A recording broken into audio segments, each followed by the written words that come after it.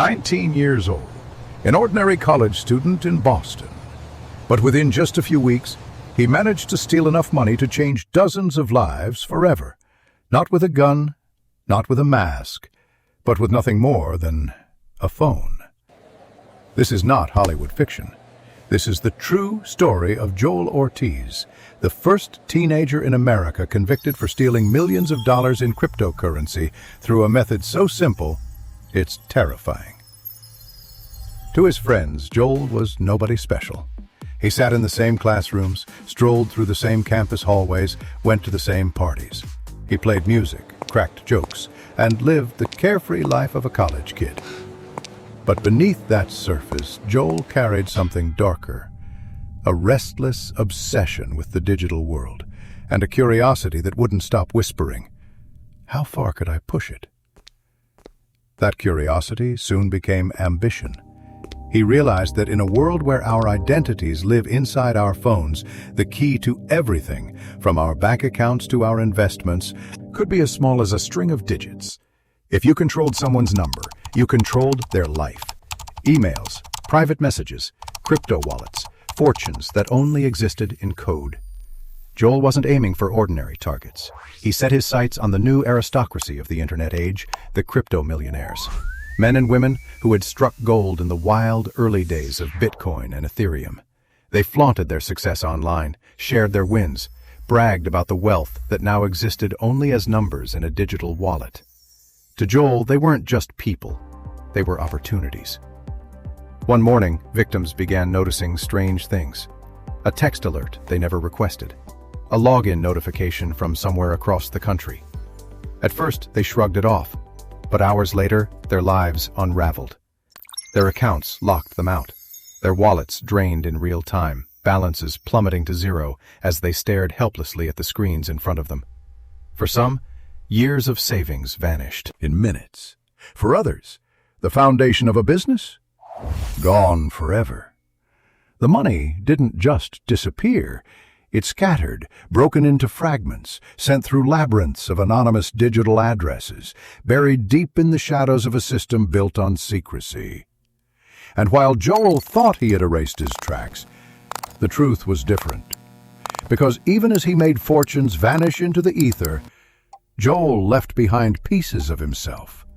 A luxury watch gleaming on his wrist, designer clothes bought in cash, nights out documented online, a flight booked under his real name, logins from IP addresses that didn't match his story.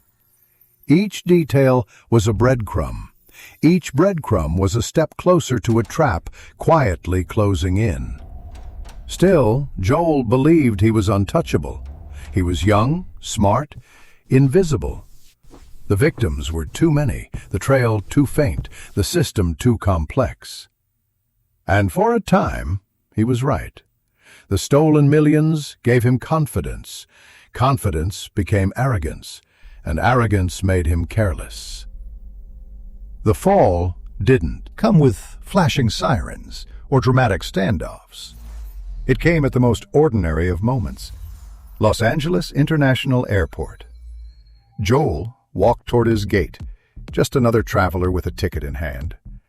But in the crowd, eyes were watching. Federal agents moved in, and before Joel even realized, his life changed in an instant. No chase, no escape, just a 19-year-old student in handcuffs, surrounded by strangers who had no idea they were witnessing the end of a crime spree that had shaken America. In court, the glamour vanished. There were no triumphant speeches, no movie-style breakdowns. There was data, cold, undeniable data. Emails recovered from his accounts, login histories that traced back to his devices, blockchain transactions that mapped the path of millions, receipts for the luxuries he flaunted.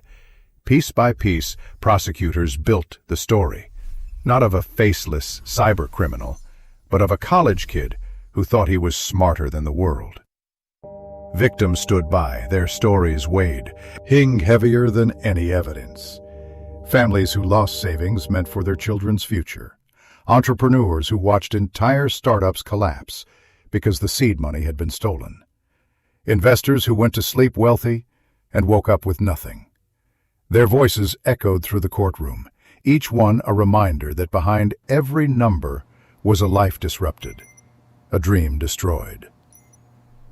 Joel Ortiz became the first person in the United States ever convicted for SIM swapping. His sentence? 10 years in prison. For him, it was a decade of freedom gone, a future rewritten behind bars. For his victims, justice offered little comfort. The money was gone. The trust was shattered. Some would never recover what they had lost. And for the rest of us, the story leaves a chilling truth.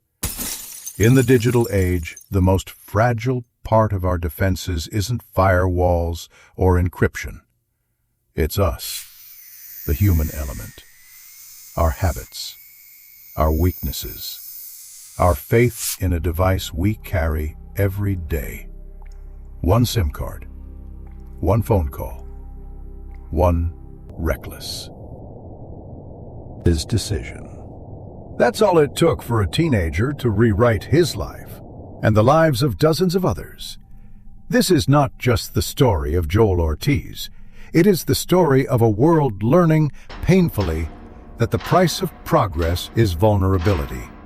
And the question that lingers, who will be next?